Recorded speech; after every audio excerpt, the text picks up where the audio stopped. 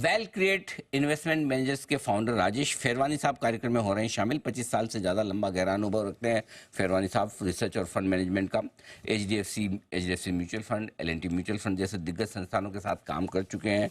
पेशे से आप चार्टर्ड फाइनेंशियल एनालिस्ट सीएफए हैं और आपने एनएमआईएमएस से मास्टर्स इन मैनेजमेंट स्टडीज़ की डिग्री भी हासिल की है और साथ ही इंजीनियरिंग की डिग्री भी आपने हासिल की है।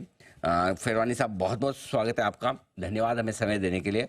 शुरुआत सर सोच रहा हूँ ग्लोबल मार्केट के साथ ही किया जाए। ग्लोबल मार्केट में भी जो मूड माहौल है इजराइल ईरान के बीच में, और अब जो जिस तरह से चीज़ें बढ़ रही हैं, फैल रही हैं, क्या लगता है सर, क्या वाकई में बड़ी चिंता की बात है कि थोड़े दिन में ये भी सेटल हो जाएगा? बहुत बहुत शुक्रिया अनिल जी। ग्लोबल मार्केट्स तो हाई से अभी थोड़ा नीचे आ रहे हैं। अगर आप देखो तो जियोपॉलिटिकल सिचुएशन जो मिडल ईस्ट में हो रहा है, वो रशिया के बाद वाला सेकंड एक इशू हो रहा है जो ग्लोबल कमोडिटीज और ग्लोबल इकोनॉमी पे इम्पैक्ट कर सकता है। लेकिन ज्यादा चिंताजनक चीज वो भी है कि यूएस इकोनॉमी में थोड़ा स्लो डाउन आने की आवश्यकता है, और वहां पे मुझे ज्यादा डर लगता है। ग्लोबल जियोपॉलिटिकल सिचुएशन के बारे में कमेंट करना बहुत डिफिकल्ट है, क्योंकि ये अनसर्टन इश्यूज है, ये कभी भी रिजॉल्व भी हो सकती है। ऑयल पे थोड़ा इम्पैक्ट आ सकता है जो इंडिया के लिए अच्छा नहीं है, लेकिन ज्यादातर मुझे लगता है कि 2-3 developments have taken place in the last 6 months जो इंडिया के लिए अच्छे नहीं है। एक तो जो ग्लोबली इंटरेस्ट रेट्स कम करने की बात चल रही है, इसकी वजह से हमको ये इंडिकेशन आ रहा है कि एक रिसेशन का माहौल क्रिएट हो रहा है यूएस में, और यूरोप में तो ऑलरेडी स्लो डाउन आ चुका है। एक वो है। सेकंड, चाइना रिवाइवल आ रहा है। तो चाइना रिवाइवल आ रहा है और चाइना का मार्केट एक महीने में 20-25% ऊपर गया है। लास्ट मंथ एफआईआई का जो बाइंग इंडिया में था बहुत अच्छा था। जून 2023 में एफआईआई का बाइंग कुछ 57,000 करोड़ था, लास्ट मंथ 50,000 करोड़ था। लेकिन लास्ट 2 दिन में, अक्टूबर के फर्स्ट 2 दिन में, ट्रेडिंग डेज में, एफआईआई का सेलिंग 14,000 करोड़ हुआ है। तो कहीं पे एफआईआई भी थोड़ा नर्वसनेस दिखा रहे हैं और निकल रहे हैं। और तीसरा एक ग्लोबल इशू है जो जियोपॉलिटिकल आपने बताया, जो ऑयल को ऊपर कर रहा है। ऑयल ने अच्छा डिक्लाइन दिखाया था लास्ट फ्यू मंथ्स में, लेकिन वापस ऑयल 70 टच करके वापस 75 जा रहा है। वो एक अच्छी चीज नहीं है। तो ये 2-3 चीजें जो है हमको ध्यान रखनी पड़ेंगी। थोड़ा सा कच्चे तेल के दाम जो तेजी से बढ़ रहे हैं वो हमारे लिए ज़्यादा दिक्कत की बात है। वहाँ पर फोकस करना है आपको। हमारे बाजारों में भी लाइफ हाई से थोड़ा करेक्शन आया है। इसे एक रेगुलर करेक्शन के तौर पे देखें, या काफ़ी लोग ये मान रहे हैं कि भाई टॉप बन गया है, अब तो वापस ये साल 2 साल वापस ये लेवल आने वाले नहीं है, वो 2007-2008 की तरह वाला मामला हो सकता है? क्या आप भी ऐसा सोचते हैं या अभी थोड़ी जल्दबाजी है? सर, इसका मैं आपको 2-3 एंगल बता रहा हूँ इसके बारे में। एक तो ये है कि अगर हम देखें वैल्यूएशंस, लार्ज कैप के वैल्यूएशन रीजनेबल है। आज 18.5 टाइम्स पी चल रहा है FY26 का।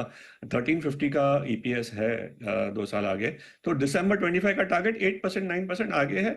हाँ, वो 25% ग्रोथ का रिटर्न की बात नहीं हो रही है, लेकिन एटलीस्ट 8-10% मार्केट रिटर्न दिखा सकता है। लेकिन एक दूसरा एंगल जो है वो है पॉकेट्स ऑफ ओवर वैल्यूएशन। अगर हम देखें 2000 टू 2020 और 1920, लार्ज कैप, मिड कैप और स्मॉल कैप लगभग करीब का रिटर्न दे रहे थे। शायद स्मॉल कैप और मिड कैप थोड़ा ज्यादा दे रहे थे, लार्ज कैप थोड़ा पीछे था। वो भी उनका ग्रोथ ज्यादा होता है, एक रीजन हो सकता है, और उनकी वैल्यूएशन भी बढ़ गई थी। लेकिन फ्रॉम 2020 टू 2024 आप देखो तो लार्ज कैप ने स्मॉल कैप से आधा रिटर्न दिखाया है। सो अगर आप कंपेयर करें तो लार्ज कैप कहीं पीछे रह गए हैं, स्मॉल कैप मिड कैप और बहुत आगे निकल गए हैं, और उनकी वैल्यूएशंस भी बहुत हाई हो गई है। मिड कैप की वैल्यूएशन 35 टाइम्स हो गई है और स्मॉल कैप की वैल्यूएशन 23-24 टाइम्स है। अब हम एक ग्रुप के जैसे देख रहे हैं, लेकिन उसमें अलग अलग कंपनीज की वैल्यूएशन कुछ अलग ही लेवल पे चली गई है, जहां पे मुझे खतरा लग रहा है। There are pockets of over valuation. जैसे मैंने पहले भी कहा था कि यहाँ पे मॉडरेशन और करेक्शन आने की चांसेस है, वो हो रहा है। कहीं ना कहीं अर्निंग्स डिसअपॉइंटमेंट का एक माहौल क्रिएट हुआ है कि अब आज एक्सपेक्टेशंस बहुत चली गई है ऊपर। अगर मार्केट में एक्सपेक्टेशंस चली जाती है ऊपर, तब अर्निंग्स डिसअपॉइंटमेंट की चांसेस बढ़ जाती है, क्योंकि मार्केट अर्निंग्स को छोड़ के कहीं जा नहीं सकता। Earnings are the main thing. तो लार्ज कैप में वो इश्यू इतना नहीं है जितना मिड और स्मॉल कैप में है। और पॉकेट्स में जो जो उस पॉकेट्स में वैल्यूएशन ओवर वैल्यूएशन हुई है, उससे हमको थोड़ा चौकन्ना रहना चाहिए। तो वैल्यूएशंस के लिहाज से थोड़ा सा चौकन्ना रहें, ये आपके लिए ज़्यादा ज़रूरी है, क्योंकि कई सारे मिड कैप्स ऐसे हैं जहाँ पर वैल्यूएशन महंगे हो चुके हैं। अब सर, जो बड़ी बात है एफआईएस की बिकवाली को लेकर, क्यों बेच रहे हैं, कितना बेचेंगे, ये बड़ा सवाल है। तो क्या व्यू आपका है एफआईएस की बिकवाली को लेकर सर? सर, इसमें भी दो तीन चीजें हैं। एक तो एफआईआईज एक इमर्जिंग मार्केट पैक देखते हैं जहाँ पे इंडिया आ जाता है, और दूसरे इमर्जिंग मार्केट्स आते हैं, वहाँ चाइना भी आता है। अब चाइना 2 साल से परफॉर्म नहीं किया है, चाइना में एक्सटेंडेड कोविड हो गया था, और चाइना मार्केट में अभी स्टिमुलस हुआ है लास्ट फ्यू मंथ्स में। तो वो स्टिमुलस से चाइना मार्केट रिवाइव हुआ है, और मुझे लगता है कि थोड़ा पैसा अब इंडिया से निकल के चाइना में जा सकता है। China is a very under valued market.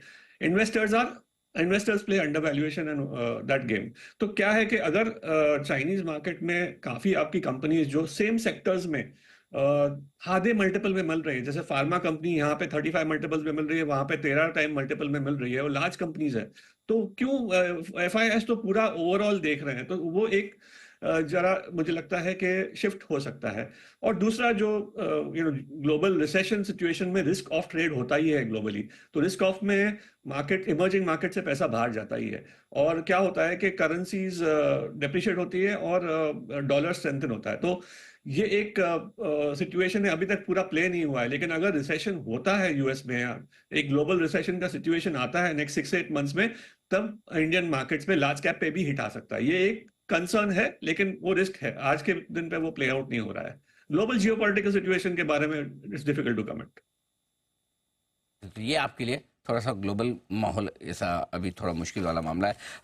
फिरवानी साहब, इस वक्त अगर करेक्शन के बाद भारतीय बाजारों में लोग अगर इंतजार कर रहे थे कि भाई मौका मिलेगा, और वो मौका आ रहा है, किसी का निवेश करने का मन है, तो आपको क्या लगता है कहाँ पैसा लगाना चाहिए, आपको क्या पसंद है?